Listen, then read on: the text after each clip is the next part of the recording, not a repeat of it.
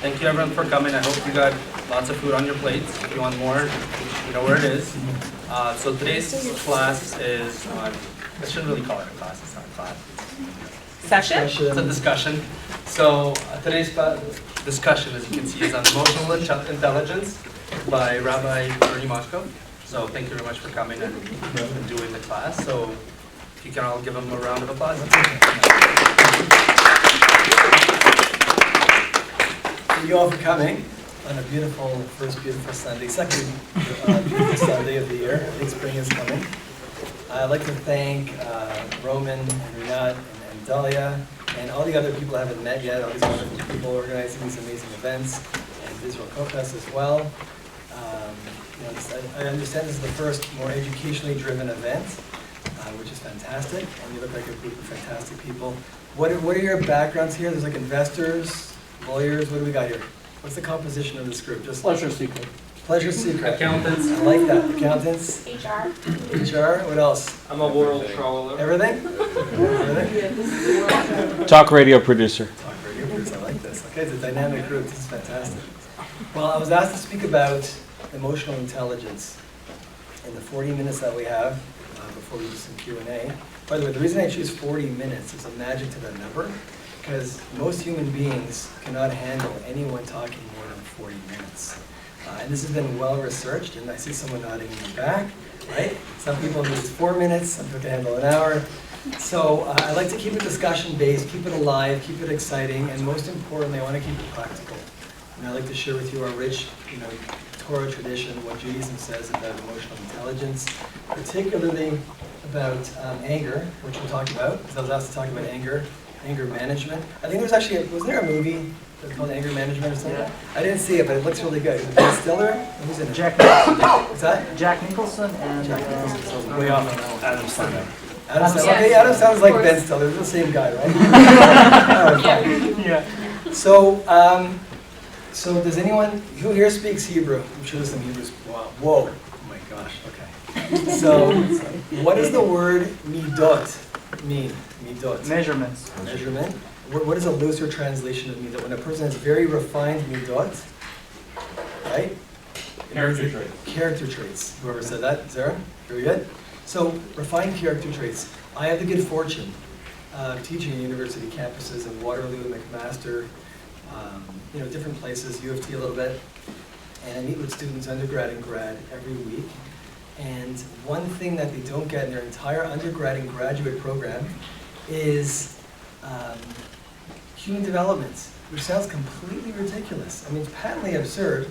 I mean, you're in a group with all these amazing, smart, young professionals, aspiring professionals here, and aspiring Jews. Where did you get any training in your university careers or elsewhere in personal development? Did anyone ever have a course in university on refining themselves? No, they didn't. No one did. Anyone? Actually, in junior high, we had like a family studies class where we went about conflict resolution. Oh, that's awesome. Basic communication. But it doesn't seem like it's the common norm. Yeah, everyone's with me still? Okay. So, when you start working, you develop a corporation, you're working with people, a lot of you are on management teams, and you have meetings all the time. If you don't understand yourself, you can't really interact with other people that well. Some of you might be in a serious relationship, and you want to know how to take it to the next level. And when we talk about anger in particular, that's going to facilitate getting a lot closer to your goal. And what I'd like to begin with is working on building yourselves now. Not later, but right now. Everyone here is mid-20s, kind of, 30s, 40-ish. Okay, right? So there's a term called road rage. Somebody familiar with that? Road rage. You'll experience it every day. Sometimes you're driving, and every 3 out of 4 people are pretty much, they're texting while they drive, especially teenagers, right? Because they're obsessed with it. It's a whole other talk. And you're behind the person, and they're not moving, and it's a green light. It's been like a good 2 whole seconds, which is a long time when you're waiting to go. So what do? You honk them. If you're nice, like a little beep, beep, beep, because you don't want to insult them, right? Because it's an attack on your ego, So you beep the person, and then what do? They give you the finger. That's the first option. Right, very good. So they give you sign language, yeah? They're much more gentle here in Canada than they are, let's say, in New York. So For sure. this is like road rage light over Yes, it is. Which is really It is nice. light, I'm but American. the birdie's a big one. You get some people give you the finger, or you can read expletives coming out of their mouth in the rearview mirror. They're not too hard to make out. And or sometimes they do something really bad. They just don't move for like an extra second, just to get you. You know what I mean? They just stop. Like, what is that doing? So when you honk that person, what are you really doing? You're attacking their Ego. ego. Ego. Attacking their ego. Like, what? Excuse me? Like, you're honking me? Like, it's a big attack, right? And when you got honked, did you feel that way sometimes? Come on, be open here. It's okay. Totally. It's actually being recorded. Be careful with this thing. But the reality is, it's an attack on our ego, and we have to rise above it. But on a much deeper level, moving beyond, all the different types of rage. There's like rap rage with a W, not like rapping like this, but rap rage where you buy a product, and it's like a little what are those little memory discs called? Those tiny little micro discs. But it's got you need a machete to open the plastic. It's this big, but it's in a thing like this big, and you gotta hack away at it to get to this tiny little thing, right?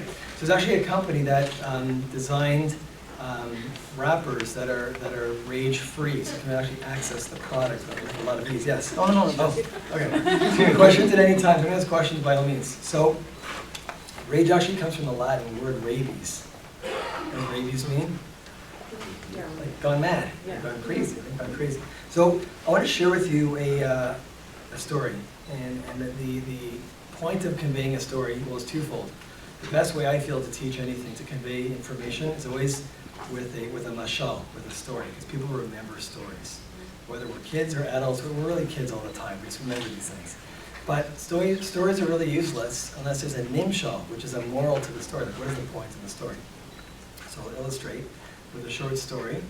And before I begin, I'll just mention that Judaism, the Torah teaches us that you can overcome even the worst midot, the worst traits that a person exhibits. And anger is one of the worst possible traits a person can have. And we'll see in a little bit, even 10, 15 minutes, that the Torah teaches us that when you have, you should never be extreme in anything. In general, you should always be like middle of the road. When you're developing yourself, people who are extreme are usually kind of weird, or there's something like off kilter. When it comes to anger, the Torah says be extreme and stay far away from angry people, far, far away. So the story goes like this. It's a true story. A long time ago in Yerushalayim, in Jerusalem, there was a fellow running a gamach. Anyone know what a gamach is? Yeah? Loan. Right. So Interest-free loan. right. So it's actually an acronym for Gemilut Chesed, like bestowing kindness, doing good deeds. And the original form of a Chesed fund was monetary and basically interest-free. So there's a lot of these funds in Toronto as well. If anyone needs to borrow $10,000 or $20,000, there's places in our community where you can borrow money interest-free. Did you know that? It's pretty cool. Pretty amazing. And Isa, you said? So now, this fellow, young guy, was running a free loan fund in Jerusalem. Thursday nights, there's a lot of places in Jerusalem to this day that are open. And people come by in really dire straits, in a really bad situation. They need money to put on the table for the family. And this guy ran a fund Thursday night, but he also opened it Friday morning for the people who are come late, they're not really organized, in a very bad situation. No one else was open but this guy on Friday.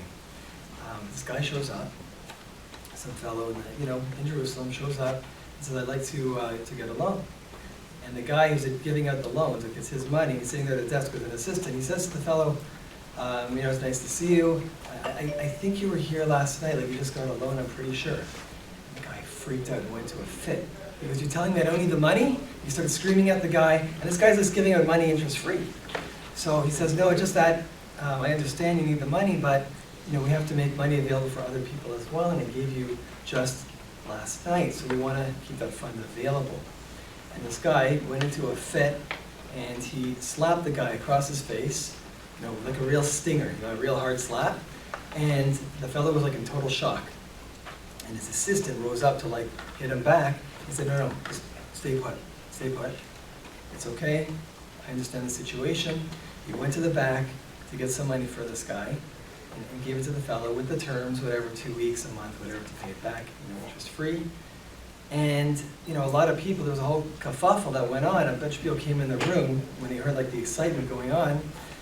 And they said like, what are you doing? What are you thinking?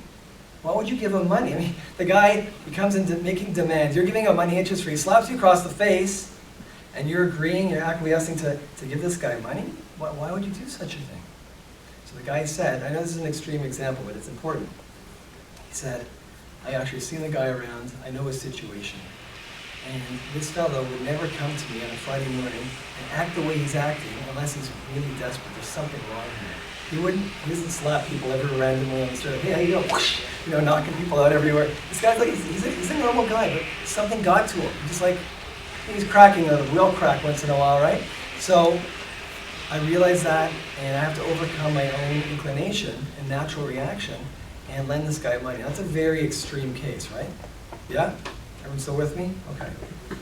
So I have my own personal example, which will make it even more real. I manage a foundation for someone. And it's not a big foundation. I might write about $250,000 a year in checks for charity. And a guy about 8 years ago came to my office and asked for, you know, I'm looking from Israel, very, very poor people. And he came asking for a donation. You know, this guy gets 50, depending on the case, this organization might get 500 or 1,000. So it was a personal case, and I wrote him a check for $100. Total random stranger. You know, a brother, one of our brothers, right? And he really wanted more. So I wrote a check for 100, I gave it to him. He crumpled it up and threw it in my face, right? What would you do in that situation? You just gave a random guy $100, and he threw it in your face. Well, what would you do? Punch him, knock him down, you know, break his legs, you know, kneecaps, yeah. I'd find the definition in the dictionary of chutzpah, and I'd read it calmly. Calmly, okay. Now we're getting somewhere. Anyone else? Depends on the day. Yeah. I think I'd probably be very discouraged in general. I would feel like, Gentle oh, why am way I of doing saying it. this? We're very discouraged. Okay, anyone else? Ask why. Pardon? Ask why. Ask why. So I was more immature than I am now, and I responded and screamed at the guy, which I would have done even years earlier. I used to get very angry, actually. And what I did was I took the check and I ripped it up, which is not the right response. It's not the right response. What I should have done is try and understand the situation. But again, just like the road rage, you know, the guy's honking you, it's attack on your ego, just attack. And you know, I was just this pig-headed young guy, and I wasn't really thinking things through. I just sent the guy off. Of course, he ended up going with nothing, but he needed more. You have to understand everyone's situation, everybody's plight, and you don't always do that. And as human beings, we get angry a lot. When you get angry, you can lose everything. You can lose your relationships, your family, your own self-worth, your own self-respect. It's a very dangerous thing. And so, there are three components actually to anger, which we'll break down here. 3 categories, which are, I hope my writing is okay on these things. Okay, we're going to do 1 is what's going to happen to you on a personal level. 2, social. 3,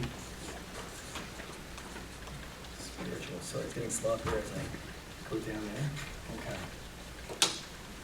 Can anyone here tell me some of the major disadvantages of getting angry? Maybe some of you have friends, relatives, maybe you get angry sometimes, or maybe all the time.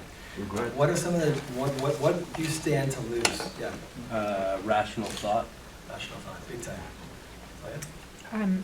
The perception that that others have of you can change, and it's a lot harder to win it back after it's been lost. Definitely, way harder. You're gonna have to work and sweat, like, yeah, big time. Regret. Pardon? Regret.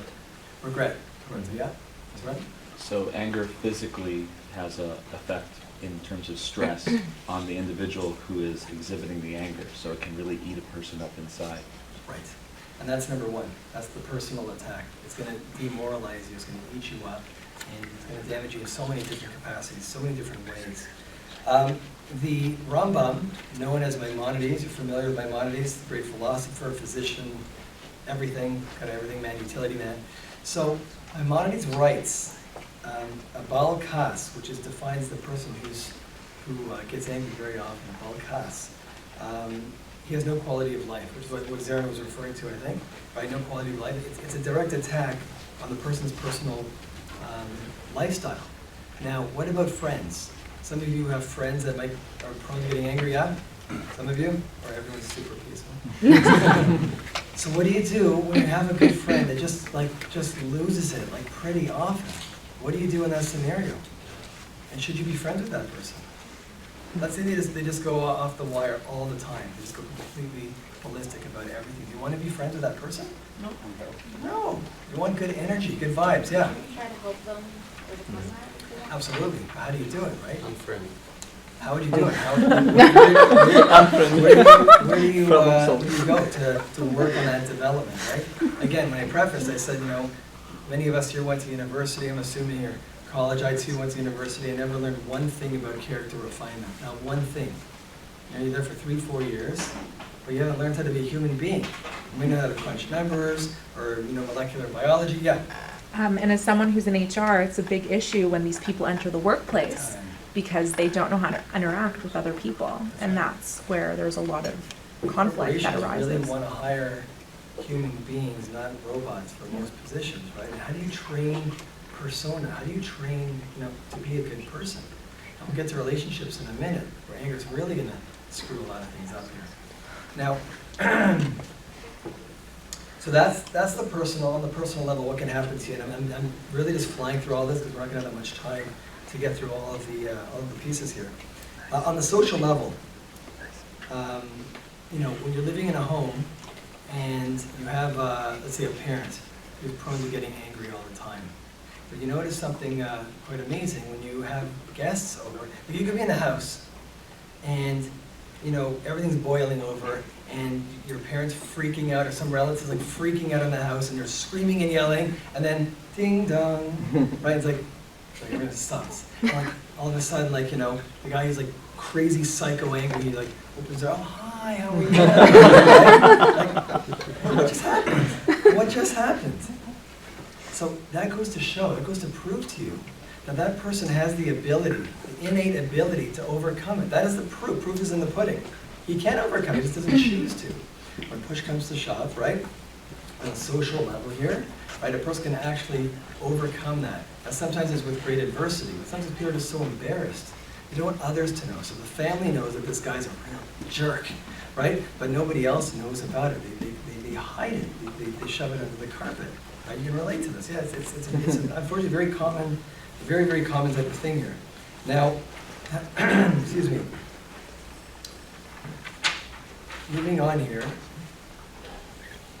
There's so much I want to share with you, but I have to pick the highlights here. On the spiritual level, what does it mean on the spiritual level? What type of impact could getting angry cause a person on a spiritual level? Let's define what spiritual is first, maybe, before going there. Do most of you or some of you subscribe to the concept that you have a soul? By a show of hands. Who here believes they have a soul? Okay, in one form or another. In one form or another, okay, for sure. Those of you who said there is a soul, we're not going to get into whether there is a soul or not a soul today, it's beyond the scope of this conversation, but how would you define a soul? For those of you who raised your hand, someone brave enough to define what a soul is here. You said you have a soul. Yeah. An entity inside of oneself that's connected to the unknown, that's greater than what you are physically. Okay, so relating to something greater, greater source, greater energy. Some people call that God, different things. Right? Anyone else? That's a very good definition. Yeah. How about a divine inner existence that is eternal, hopefully? A divine inner existence, meaning that the soul is eternal, it lives on forever. Is that what you're saying? I don't want to make up words. It's the part of consciousness that we have that is separate from our physical bodies. Oh, very good. Very good. That's a deeper, it's more like a Kabbalistic definition, like more mysticism, a much deeper level. So when a person gets angry, it acts as a shield, kind of like a barrier. Everybody here, I'm not going to even ask this question. I am sure everyone here wants to grow, or you wouldn't be here right now. We all want to grow in different ways. if we can master character refinement, in particular for this topic, anger, you will go places you never ever dreamed of. I used to be a total hothead. I mean, nobody really knows me here, and I'm not making this up. I was a real hothead. But I was like Mr. Justice, like with a cape. I would do really stupid things. For example, and not so long ago, maybe like 15 years ago, I would, pull up to Yorkdale. I've been to Yorkdale before, yeah? And, there's these, handicap spots in the front, and then if you don't have a handicap sticker, you gotta park like 900 spaces away, right? So, it's holiday season, can't find a place, and some guy, usually like a real extra punky looking guy in some like crazy looking car with shiny mags and lowered suspension and dice hanging and the whole thing, and shag on the dash, we still do that, and he'll just like sneak in, park his car right there, and get out and start walking in. I'm like driving by and I'll just stop my car. Now I'm not such a big buff guy, like I'm not exactly in a position to be threatening people. I would actually threaten people, not always in my car either, which is really gutsy or stupid depending on your perspective. And I would threaten the guy. I would say like, move your car right now or it's gonna be towed when you get back. Right? Now that sounds like such a crazy threat, but a total stranger. Who am I to, I'm not the police, like, who am I? But I just felt like this was my civic duty to like, tell people what to do and where to park. And thank God, I was always protected. I got all my teeth right here. I was always protected. I did this quite a bit. And people usually took notice. I said it with such an anger and like, am I bluffing? Am I not bluffing? But people took it seriously. That's not the way to deal with issues. It's not the way to deal with issues.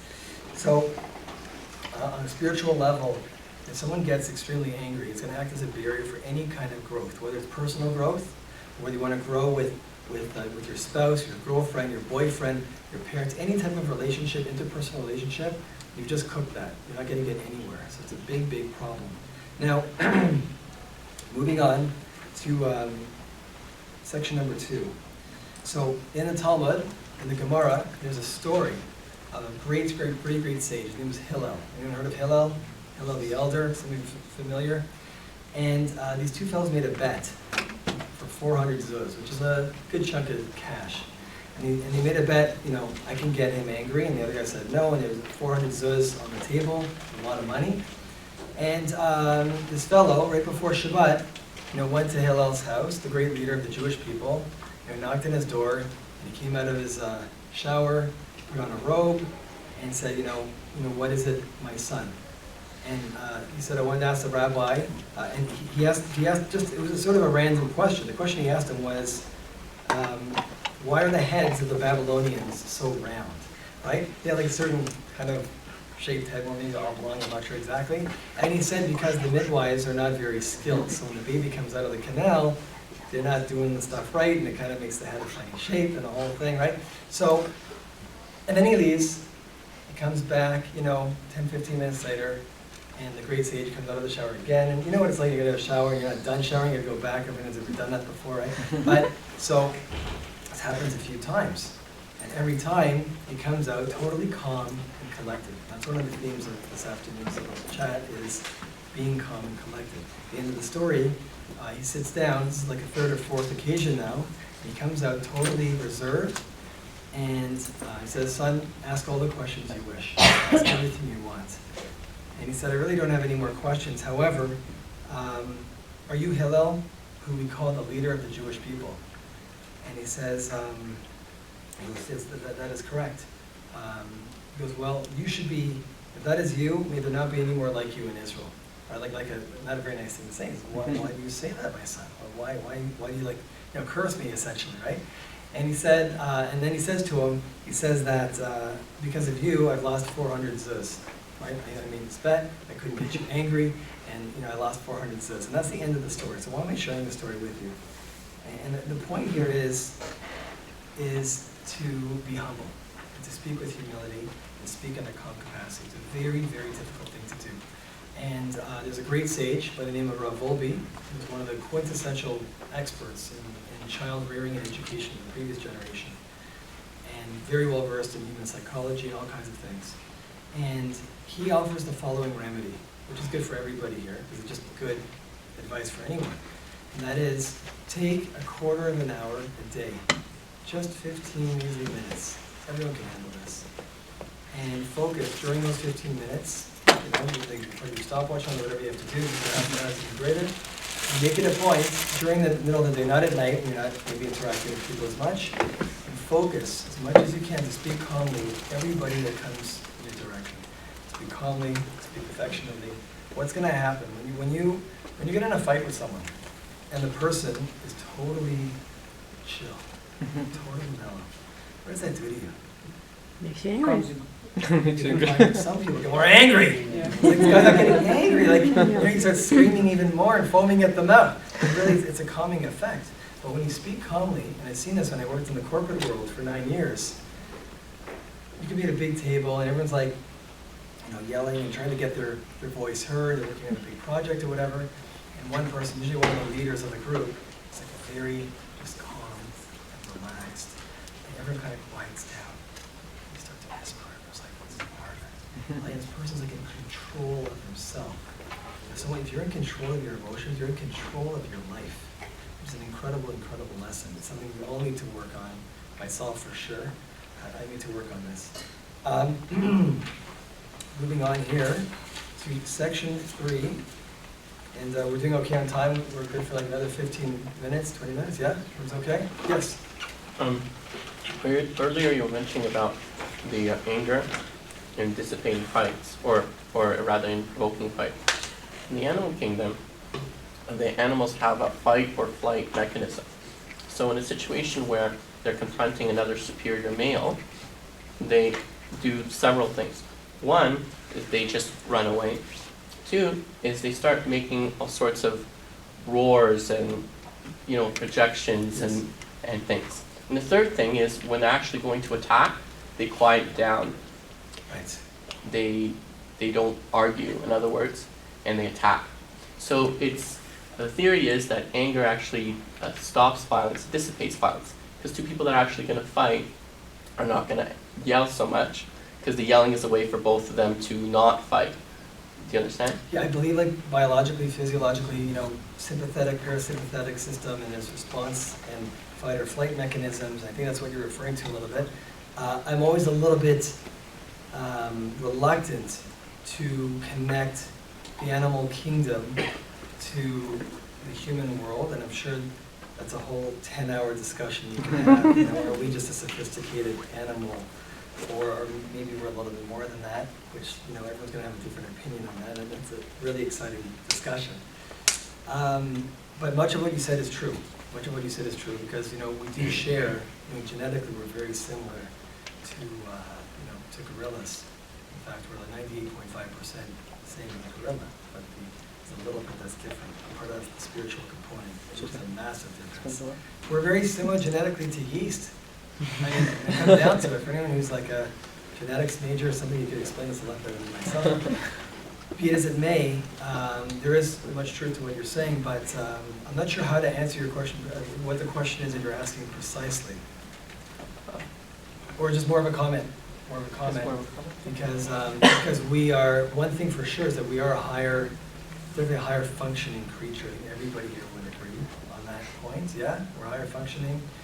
And based on that, we can improve our midot, our character traits based on that. But not without a plan. You have to have a game plan. So when all of us walk out of here, and whenever, 20 minutes, half an hour, we have to walk out a little bit smarter than when we walked in. That's the only agenda I have, just to share some, Torah wisdom, the great, holy Torah that we have, to share that wisdom with everybody. And on that note, we move to section 3, which is strategies to deal with anger. And the first one is forming positive habits. Okay, now we touched upon this a little bit already. However, the Ramban, who's also a great commentator, who lived in the 12th century, Nachmanides, I think is the English name for the Ramban. Heard of Nachmanides before? Somebody, yeah? So, he says the following. He says, Tit naheg tamid l'deber kol devarecha benachat. What does benachat mean? Relaxation. Speak in a relaxing way. Right? Every single moment, very, very tall task, tall order of business to try and conform to the talk and and a calm way. When you get really, really anxious, or someone says something terrible about you, you have an automatic response system, connected to what you were saying. Because there's an automatic response. How do you overcome that? When someone says something insulting to you, the easy example was the honk. Well, what about the honking? You know, you're driving and you're distracted, and hopefully you're not texting when you drive. That's really die doing that, right? So what happens when that person honks you? A proverbial honk right behind you. What should your response be? Also honk. Honk back? Find out why he's honking. Well, you're not moving. It's a green light. You can go, Oh, you're in go Israel. back. Okay. Yeah. I just, I get out of his way and let him go. Just let him go. Sorry? Just let him go. You're blocking a guy right in front, he's right behind you, and he's honking for you to move. Okay, maybe I misunderstood. Slow I'm driving down. along. You're driving? I'm Yeah. driving the speed limit. Yeah, and you stop at a light, Right. and that turns green, Yeah. you're distracted, and he honks you. You're just Just standing go. there on the green. I'll tell you something crazy that happened to me once, a couple of years ago. It was so bizarre. I was on Avenue Road, and it was rush hour, and I'm trying to get in. There were a lot of really non-courteous drivers out there. And I just wanted to get in, you know? And one nice guy let me in. Okay, it's not like the greatest thing on earth to let someone go. It's kind of like basic human courtesy. So I forgot to do something which I'm very sensitive about now when I do it. It's the wave. Yeah. The wave is key. It's critical for your development. It's simple but key. You got to do it. You got to do it. It's not like it's like an unwritten road rule, you know? But it's more human development. You got to do the wave. I didn't wave. Uh-oh.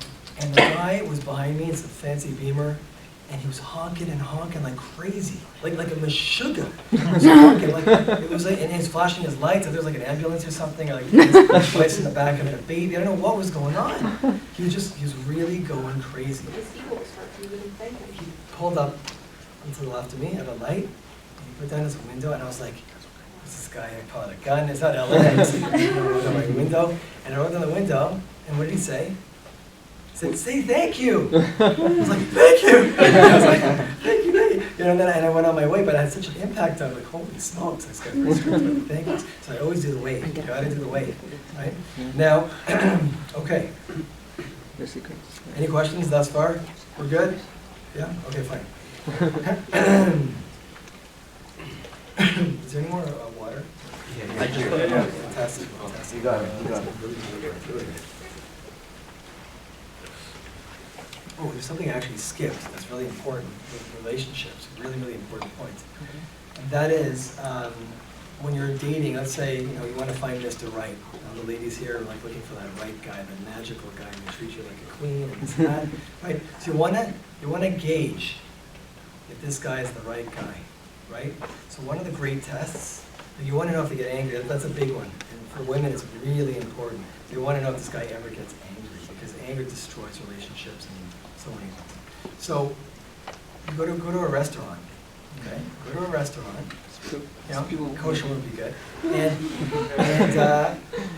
And the waitress, comes over and see how he talks to the waitress or the waiter, and how he interacts.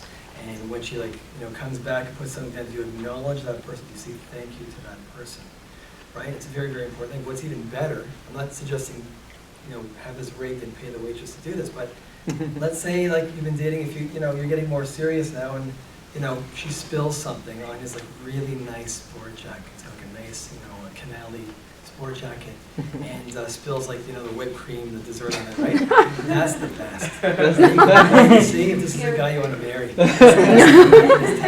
It's like I freak out. Or it's like, oh, that's okay, no problem. But inside he might be seething. That's okay. Seething. That's a level, right? But at least he's not outwardly expressing it.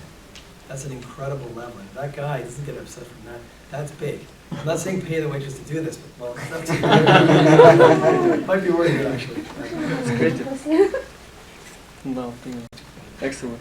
No. So that's one really good mechanism. You can devise your own game plan how to do that. And of course, talking to people and trying to find that, because usually when you're dating someone, they're on their best behavior and they're wearing a three-piece suit and they're all nice. And they don't belch at the table, and they eat their spaghetti spinning it. No one does that in real life. Just get it out there in the open. Now, okay, we have time for 2 more points here. I have to take some other good ones here.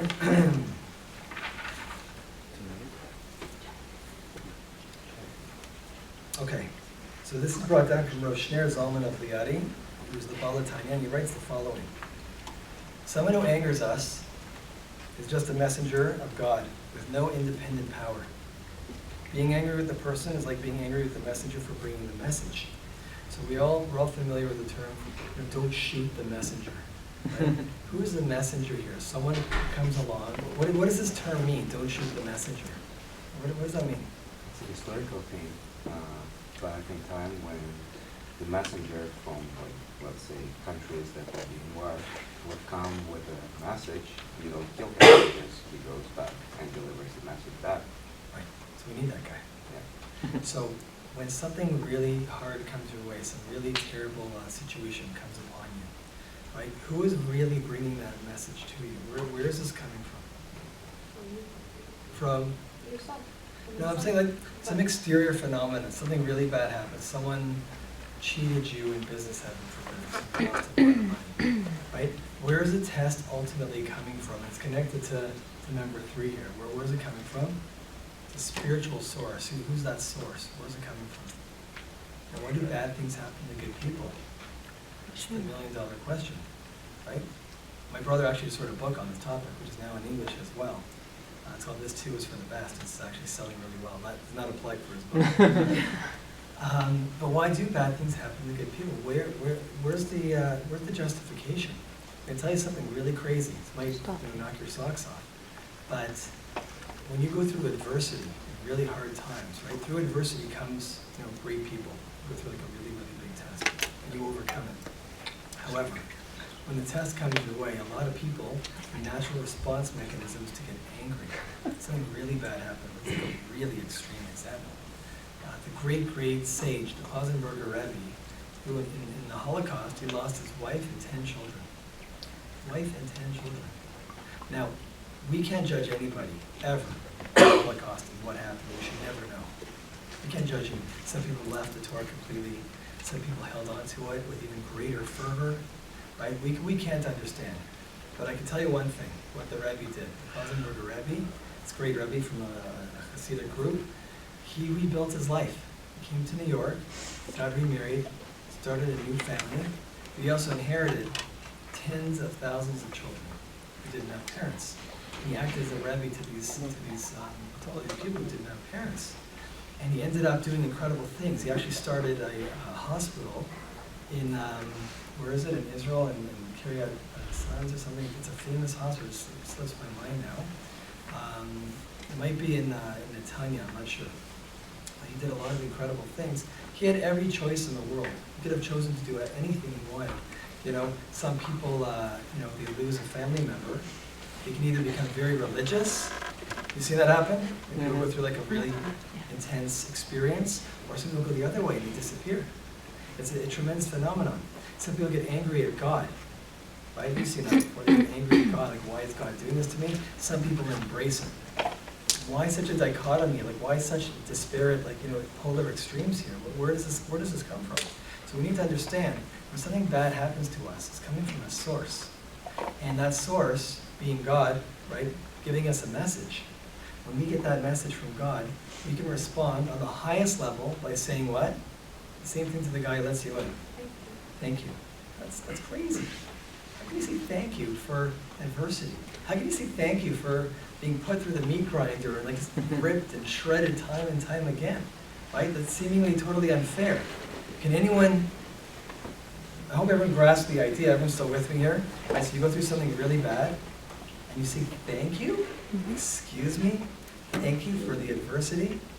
So anyone want to take a stab at this?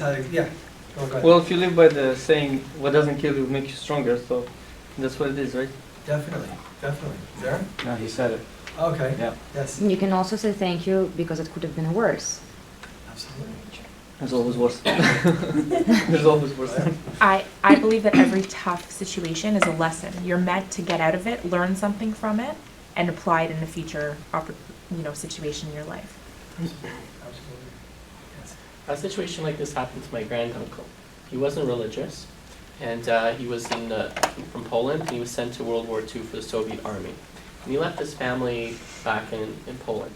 Only they were ratted out by one of the neighbors for some bread or food or whatever. They were ratted out that they were Jewish, and so they were sent away. So he came back. He was one of the first people to come back to his village, and he found out that they were ratted out. He found out who had ratted them out, came to their house, shot him right there on the spot, right? And he became a religious Jew after that. So how do you explain that? Well, we better do that The before you anger come brought him to The Jewish answers. the anger brought him to Judaism, right? Anger brought him to Judaism. Yeah, the doing that, addressing it, brought him to Judaism. When anyone gets closer to Judaism, which requires a whole definition in and of itself, there's different mechanisms that bring people closer. I think we need to really define first of all what is Judaism altogether, right? Because this is going off the anger discussion, but really, when a person starts growing spiritually, what are they doing? They're refining their midot, their traits, they're making themselves better people. But what they're doing is they're becoming more fulfilled. But what is the agenda? Why does someone want to become more fulfilled? I work with university students every day, and I don't have an agenda except to educate, or at least attempt to do so. And sometimes people want to grow more, and they want to grow in a capacity like taking on more mitzvot, taking on more commandments, and they feel good about it. So I'm not going to hold the person back, but I'll challenge them. And I'll say, why do you want to do that? Why do you want to take on more mitzvot? I'm not angry about it, don't get me wrong, but if someone is jumping into something for the wrong reason, right, it's a sign of psychological instability. Right? If someone jumps into Judaism with such a fervor and really quickly, that could be indicative, like that person could have become a Baha'i very quickly, or a Buddhist, a Jubu, whatever they call them, right? You can jump into anything, right? And Jews have a propensity for leadership abilities. And that's emanating from a certain spiritual component. The lead Sikh in Canada is a Jew. His original name is Feldman. I forgot his stage name. It's a great long name. I forget what it is. And a lot of the Jubus, a lot of the lead Buddhist Jewish Buddhists are in Canada. They're at the helm. And there's a reason why the Jew is driven to succeed, but success can be defined in many different ways. So when I meet somebody, I assess why they're interested in growing.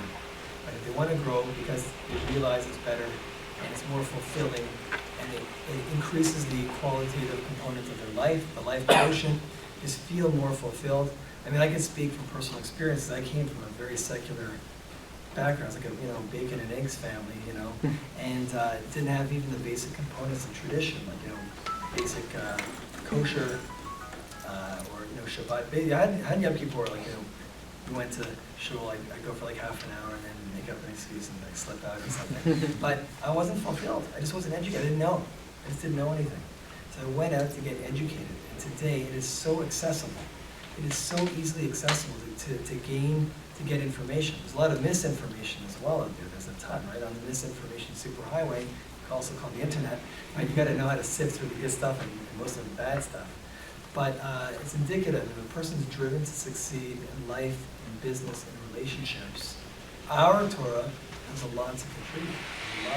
There's guidance in every possible component of life. We just talked about anger for 45 minutes or so.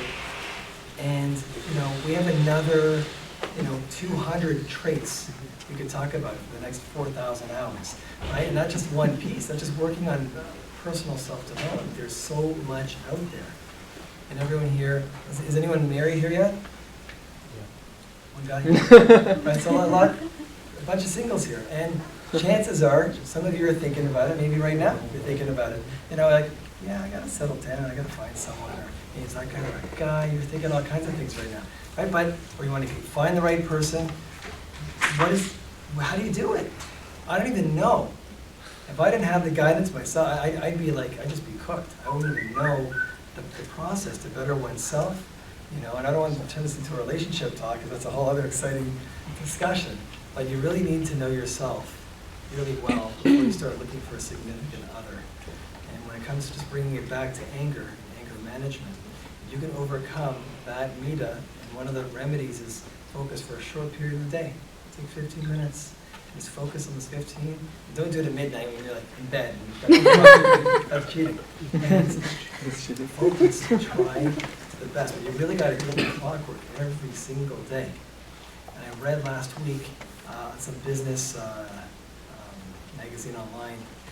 It talked about Jerry Seinfeld and his secret to success. And the main message was consistency. Like every day, you write, just write material. Sometimes the material stunk. I mean, it's hard to believe, but this is so good. You know, this guy made $287 million in 1998 alone, right? And consistency every single day. Work on yourself every single day.